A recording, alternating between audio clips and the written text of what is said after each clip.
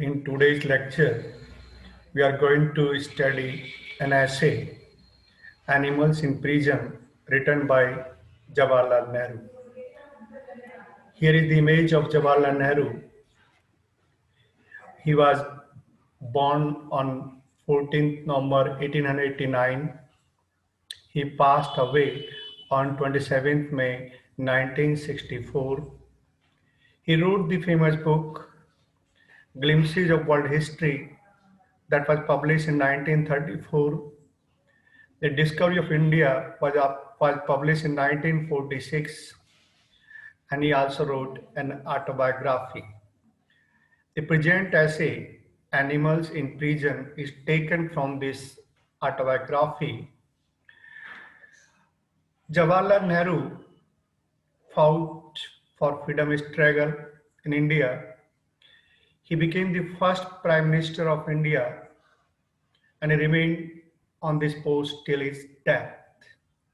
People say that he was born with the silver spoon in his mouth. He was the founder of the modern India.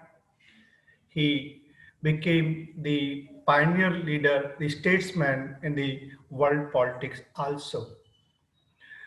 Rabindranath Tagore remarked about this essay, I quote, through all its details, there runs a deep current of humanity which overpasses the tangles of facts and leads us to the person who was greater than his deeds and truer than his surroundings, unquote.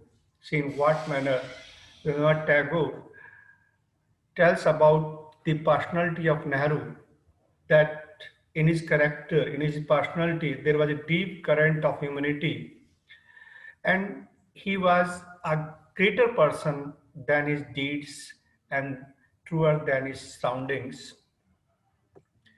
The essay begins, and the writer says, actually, the life for a man is in prison is boring and empty. And the question arises whether the observation of nature, birds and animals provide any relief or diversion for Nehru? This is a question mark. And what does this tell us about this man, about Nehru? The writer describes his observation and experiences of his life, which he passed in different regions, namely Dehradun, Almora, Nainital, Bareilly of India. Uh, the observation of the writer begins, I quote, the essay begins like that, where the outset of the essay, I quote, for 14 and a half months, I lived in my little cell or room in the Dehradun Gaol, and I began to feel as if it was almost a part of it, unquote. So in what man Nehru says that he was put into the jail for 14 and a half months in that jail, and living at that place, he, he became the part and parcel of that place. He started to enjoy that place. He said that he was familiar with every part of it, every bit of it. He was so familiar that he knew every mark and bend on the whitewashed walls. In what manner Nehruji used to observe the walls, the surroundings. He was not alone in his cell. There were several colonies of wasps, hornets, lizards in search of prey in the evening. Nehruji wants to say that he was lonely in the prison, but there was a company of the animals, birds, and insects. He writes that there was a colony of wasps, hornets, lizards, which moved here and there in his cell, in his room.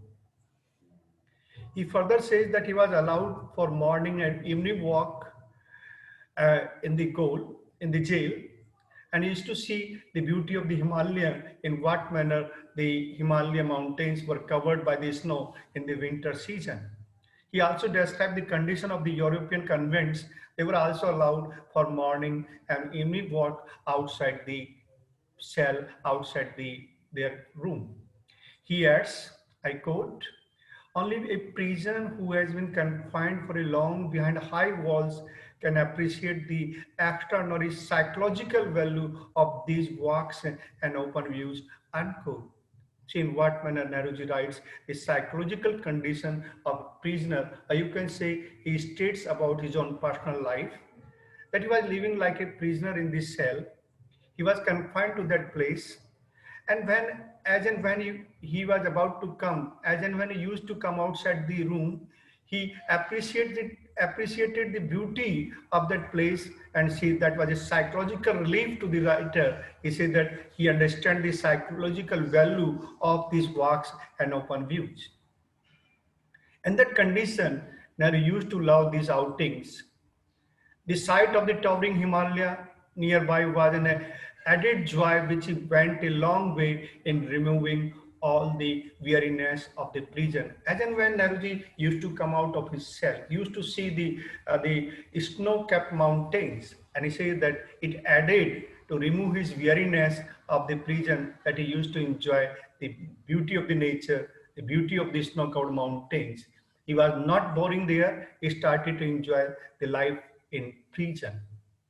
He said that the look of mountains develop a secret intimacy seems to be growing between them. As and when Nehruji used to see the beauty of the nature, he said there is a development of a secret intimacy between him and the nature. We can say that Nehruji started to like the beauty of nature. He enjoyed the prison stay. He was not boring. He was not isolated. He started to develop company with the objects of the nature. Nehruji described that the spring season was very pleasant in Dehradun. It was for a large one than in the plains below.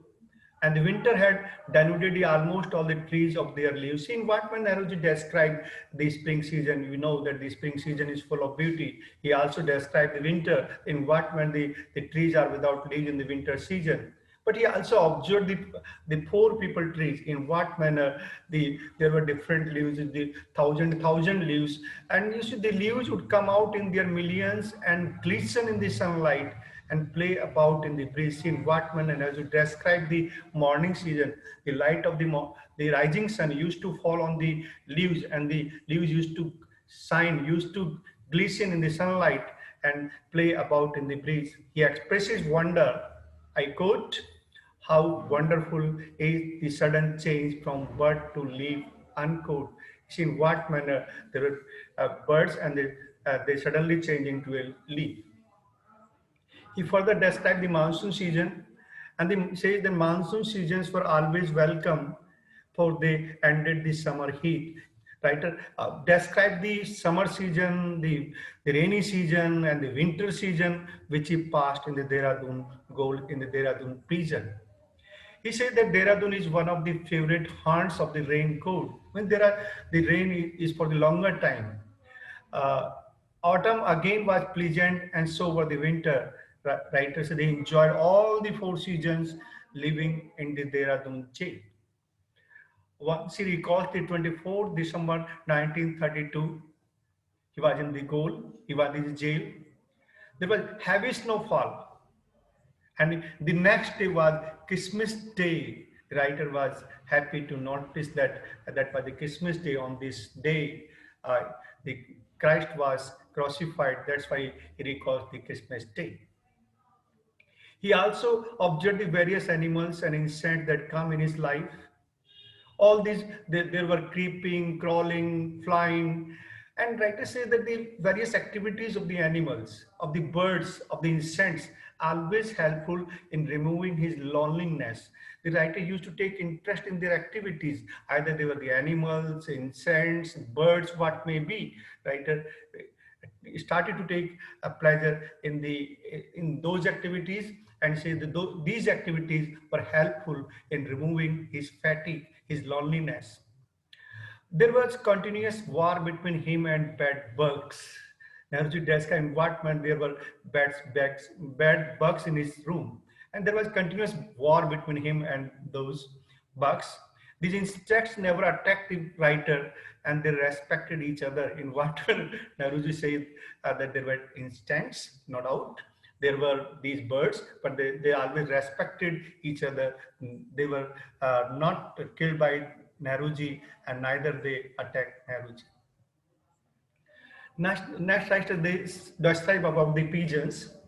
Pigeons abounded in all the goals, either it was Dehradun, Bareilly, Meerut, what may be. It was amusing to watch their signs and listen to their impassioned cries.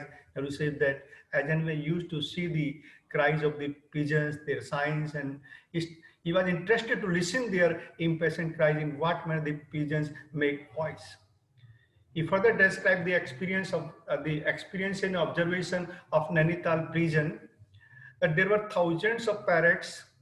A large number of them lived in the crevices of his barrack walls, in which the room in which were living. And Nehruji used to see that there was a crevice in the wall, and there were different activities of the parrots.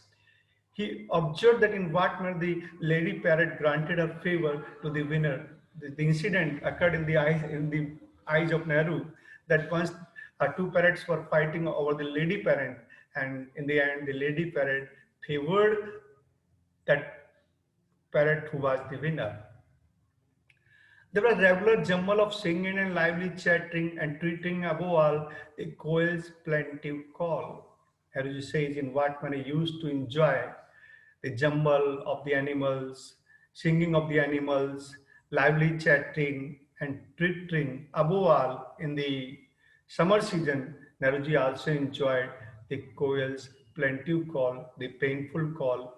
In that manner, Nehruji says that he was not only in the prison, he had many company, the company of the birds and other animals. There were a large colony of monkeys in the Bareilly coal. Their antics were always worth watching. There were a number of monkeys in that Bareilly jail, and Nehruji recalls an incident in what manner a baby monkey was rescued, was saved by the huge monkey among the large number of people. People were standing with the heavy sticks and so many things, but a huge monkey came and he took away the baby monkey among them. And right to say that there were certain scorpions and snake were also in the goal.